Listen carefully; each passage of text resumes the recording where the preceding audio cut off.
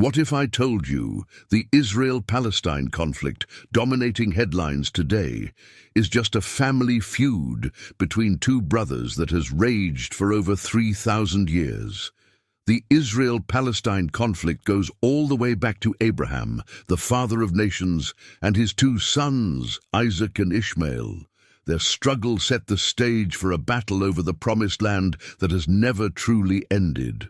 The Bible provides us with astonishing insight into this age-old conflict, tracing the journey from God's covenant with Abraham to the establishment of modern Israel and the continuing fight over the same sacred ground. In this video, we'll dive deep into the 3,000-year history of the Israel-Palestine conflict, uncovering how biblical prophecies, ancient rivalries, and religious significance have all played a part in shaping this ongoing struggle. Whether you're familiar with the Bible or not, you'll discover the surprising roots of this conflict and learn how it has evolved from ancient times to the present. Stay with me, because the revelations from the Bible about this conflict may change everything you thought you knew about the Israel-Palestine dispute. The roots of the Israel-Palestine conflict can be traced all the way back to Abraham, the patriarch of both the Jewish and Arab nations. According to the Bible, Abraham was called by God to leave his homeland and journey to Canaan, where God promised him that his descendants would inherit the land. In Genesis 15:18-21, God made a covenant with Abraham, promising him a vast territory. "To your descendants I give this land, from the Wadi of Egypt to the great river, the Euphrates." This land would later be known as Israel, but the question remained: who would inherit it? Abraham had two sons, Ishmael, born to Hagar, an Egyptian slave, and Isaac, born to his wife Sarah. The birth of these two sons created a family rift, one that would set the stage for centuries of conflict. Though Ishmael was Abraham's firstborn son, God chose Isaac as the heir to the covenant. Genesis 17:19. God promised that through Isaac, the chosen people of Israel would come. This decision created a divide. The descendants of Isaac would become the Israelites, and the descendants of Ishmael would become the Arab peoples. This sibling rivalry laid the groundwork for the modern-day conflict between Jews and Palestinians.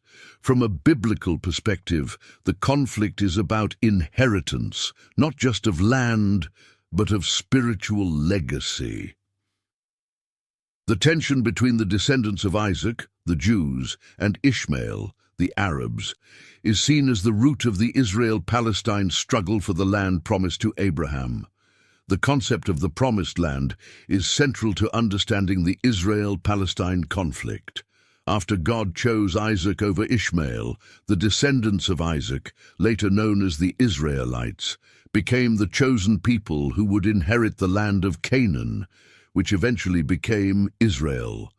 After the Exodus from Egypt, under the leadership of Moses, the Israelites journeyed for 40 years through the wilderness before entering the Promised Land. Under Joshua's leadership, they conquered the land of Canaan and divided it among the 12 tribes of Israel.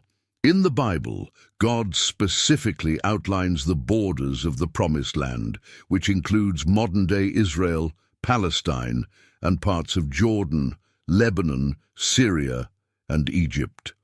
This territory was seen as the eternal inheritance of the Israelites, with Jerusalem serving as the heart of their religious and political life. However, the Palestinians, who are primarily Arab Muslims, also have deep connections to this land. Many Palestinians trace their ancestry back to Ishmael, and thus they see themselves as the rightful heirs to the land promised to Abraham. In their view, the land of Palestine has always been home to Arab peoples long before the establishment of the modern state of Israel in 1948. This conflicting claim to the land is one of the core issues fueling the modern-day Israel-Palestine conflict. From a biblical perspective, the Israelites were promised this land by God himself. But the Palestinians, descending from Ishmael, also see the land as their birthright. After the conquest of Canaan, the 12 tribes of Israel formed a loose confederation of tribes. Over time, the Israelites demanded a king, and Saul became the first king of Israel. After his death, David from the tribe of Judah became king and established Jerusalem as the capital of Israel. His son Solomon built the first temple in Jerusalem, solidifying the city's place as the spiritual center of the Jewish people. But after Solomon's death, the kingdom split into two: the northern kingdom of Israel and the southern kingdom of Judah. The northern kingdom eventually fell to the Assyrians in 722 BC, and the southern kingdom of Judah was conquered by the Babylonians in 586 BC. The destruction of Jerusalem and the temple led to the Jewish exile, marking a significant turning point in the history of the Israelites. During this time, Jerusalem and much of the land of Israel was under foreign occupation. The Israelites, now dispersed throughout the Babylonian Empire, longed to return to their homeland and rebuild their temple. This period of exile fostered a deep connection between the Jewish people and the land of Israel, which is reflected in biblical prophecies about the eventual restoration of Israel. The Babylonian exile set the stage for centuries of foreign rule over the land of Israel. From the Persians to the Greeks to the Romans, the land that the Israelites once ruled became a battleground for empires. And yet, the Jewish people held on to the promise that one day they would return to their homeland and be restored as a nation. The next major shift in the Israel-Palestine conflict came under Roman rule. In 63 BC, the Romans took control of Judea, which included Jerusalem. It was under Roman occupation that Jesus Christ was born, and the religious landscape of the region was about to change forever. During the time of Jesus, Jerusalem remained the heart of Jewish religious life. The Second Temple stood as a symbol of God's presence with his people, and Jews from around the world made pilgrimages to the holy city. However, the Roman occupation led to growing resentment among the Jews, many of whom longed for a Messiah who would overthrow their oppressors and restore the kingdom of Israel. But when Jesus came, he preached a different message. Rather than leading a political revolt, Jesus called for a spiritual kingdom. His message transcended national boundaries and focused on the kingdom of God, rather than the kingdom of Israel. After Jesus' crucifixion and resurrection, his disciples spread his message throughout the Roman Empire, and Christianity began to grow. However, tensions between the Jews and Romans continued to escalate, leading to the Jewish revolt in AD 66. The Romans crushed the rebellion and destroyed Jerusalem in AD 70, including the Second Temple. The destruction of the temple was a devastating blow to the Jewish people, and many were forced into exile once again. For the next 2 millennia, Jews lived in diaspora with no homeland of their own. During this time, the land of Israel, now part of the Roman Empire, became home to a growing population of Arabs, who would later adopt Islam as their religion after the rise of Muhammad in the 7th century. In the 7th century, a new power arose in the Middle East, Islam. After the death of the Prophet Muhammad, Arab armies swept across the region, conquering much of the Byzantine and Persian empires, including the land of Israel. The city of Jerusalem was captured by Muslim forces in AD 638, and it became an important city in the Islamic world. For the Muslims, Jerusalem was not only significant because of its connection to Judaism and Christianity, but also because of its association with the Prophet Muhammad's night journey, during which Muhammad is said to have ascended to heaven from the Dome of the Rock. This event made Jerusalem the third holiest city in Islam, after Mecca and Medina. Under Muslim rule, the land that had once been Israel was now known as Palestine. The Arab population of the region grew, and Jerusalem became an important center of Islamic scholarship and culture. However, Jews continued to live in the city and practice their faith, though they remained a minority. For centuries, the land of Palestine remained under Islamic rule, passing through the hands of various empires, including the Umayyads, Abbasids, Fatimids, and Ottomans. The Jewish population remained small, though many Jews longed to return to their ancestral homeland. The next major turning point in the Israel-Palestine conflict came in the late 19th century with the rise of Zionism, a political movement that sought to establish a Jewish homeland in Palestine. The Zionist movement was driven by several factors, including rising anti-Semitism in Europe and the longing of the Jewish people to return to the land they believed God had promised them. The birth of Zionism marked the beginning of a new chapter in the Israel-Palestine conflict. The movement was founded by Theodor Herzl, a Jewish journalist from Austria-Hungary, who believed that the only solution to Jewish persecution was the establishment of a Jewish state. Herzl's vision resonated with Jews across Europe, many of whom faced increasing hostility and violence, especially in Russia and Eastern Europe, where pogroms, violent riots against Jews, were common. In 1897, Herzl organized the first Zionist Congress in Basel, Switzerland, where the goal of establishing a Jewish homeland in Palestine was formally declared. This goal was based on the belief that Palestine was the ancestral homeland of the Jewish people, and that they had a biblical right to return and reclaim it. At the time, Palestine was under the control of the Ottoman Empire, and its population was predominantly Arab Muslim, with small communities of Christians and Jews. Despite the Arab majority, the Zionist movement began encouraging Jewish immigration to Palestine, and by the early 20th century, thousands of Jews were moving to the region. However, the growing Jewish presence in Palestine led to tensions with the Arab population, who saw the Jewish immigrants as a threat to their land and way of life. These tensions would only increase in the years to come, as both Jews and Arabs began to lay claim to the land of Palestine. The First World War, 1914 to 1918, had a profound impact on the future of Palestine.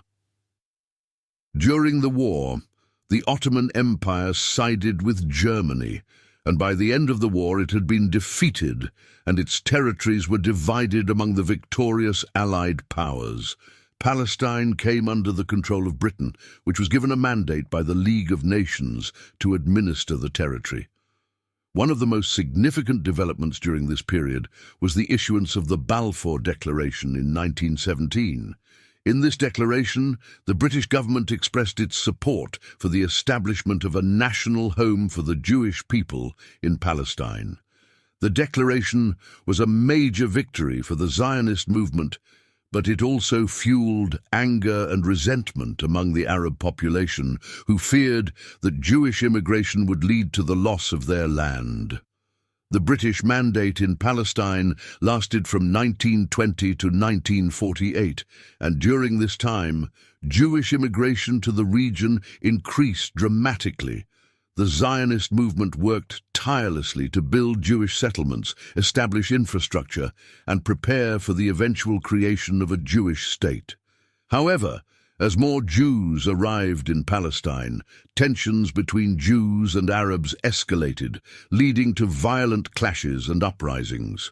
The most significant of these uprisings was the Arab Revolt of 1936 to 1939, during which Palestinian Arabs revolted against both British rule and Jewish immigration. The revolt was eventually crushed by the British, but it highlighted the deep divisions between the Jewish and Arab populations of Palestine. The Holocaust during World War II, 1939 to 1945, had a devastating impact on the Jewish people, with 6 million Jews murdered by the Nazis in concentration camps and extermination camps across Europe. The horror of the Holocaust galvanized international support for the creation of a Jewish homeland, as it became clear that Jews needed a safe place where they could live without fear of persecution. In 1947, the United Nations voted to partition Palestine into 2 states, one Jewish and one Arab, with Jerusalem designated as an international city under UN control. The Jewish leaders accepted the partition plan, but the Arab leaders rejected it, arguing that it was unfair to the Arab population, who made up the majority of the inhabitants of Palestine at the time. Despite Arab opposition, on May 14, 1948, the Jewish community in Palestine, led by David Ben-Gurion, declared the establishment of the State of Israel. The next day, Arab armies from Egypt, Jordan, Syria, Iraq, and Lebanon invaded Israel, sparking the 1948 Arab-Israeli War. Israel emerged victorious from the war, but the conflict had far-reaching consequences. Hundreds of thousands of Palestinians fled or were expelled from their homes during the war, and they became refugees in neighboring Arab countries. The question of what to do with the Palestinian refugees has remained a central issue in the Israel-Palestine conflict ever since. Since the creation of Israel in 1948, the Palestinians have been engaged in a struggle for statehood and self-determination. The West Bank, Gaza Strip, and East Jerusalem, which were intended to be part of the Arab state in the UN partition plan, were occupied by Israel after the 1967 Six-Day War. The Israeli occupation of these territories has been a major source of tension in the Israel-Palestine conflict. The Palestinians, led by the Palestine Liberation Organization, PLO, and later by Hamas in Gaza, have sought to establish an independent Palestinian state with East Jerusalem as its capital. However, efforts to achieve a two-state solution have repeatedly failed, and the conflict continues to this day. The situation has been further complicated by the construction of Israeli settlements in the West Bank, which are considered illegal under international law, but which Israel continues to build. These settlements have created a patchwork of Israeli-controlled areas within the West Bank, making it difficult to create a contiguous Palestinian state. The conflict has led to multiple wars, uprisings, known as intifadas, and peace efforts, including the Oslo Accords in the 1990s and various international initiatives. Yet, the core issues, borders, refugees, settlements, and the status of Jerusalem, remain unresolved. For many Christians, the Israel-Palestine conflict is not just a political issue, but also a matter of biblical prophecy. The Bible contains numerous prophecies about the land of Israel, the Jewish people, and the end times, leading some to believe that the modern-day conflict is part of God's plan for the fulfillment of prophecy. One of the most cited prophecies is found in Ezekiel 36-37, where God promises to restore the land of Israel and bring his people back from exile. Many Christians believe that the creation of the modern state of Israel in 1948 was a fulfillment of this prophecy, and that the ongoing conflict is a sign that we are living in the last days. Other prophecies, such as the War of Gog and Magog in Ezekiel 38-39, describe a future invasion of Israel by a coalition of nations, which some believe includes modern-day Iran and Russia. This war is seen as a precursor to the second coming of Christ and the establishment of God's kingdom on earth. However, while many see the conflict as part of God's prophetic plan, Others caution against interpreting every event in the Middle East as a fulfillment of prophecy. The Bible calls Christians to be peacemakers, Matthew 5:9, and to seek justice for all people, including both Jews and Palestinians. While the Bible provides insight into the origins of the conflict, it also calls us to seek peace and pursue justice. The Israel-Palestine conflict is complex, and while there are no easy answers, understanding its biblical foundation can help us approach it with greater wisdom and discernment. In the end, whether through political negotiations or divine intervention, the ultimate resolution of the conflict will rest in the hands of God, whose plan for Israel, Palestine, and the world continues to unfold.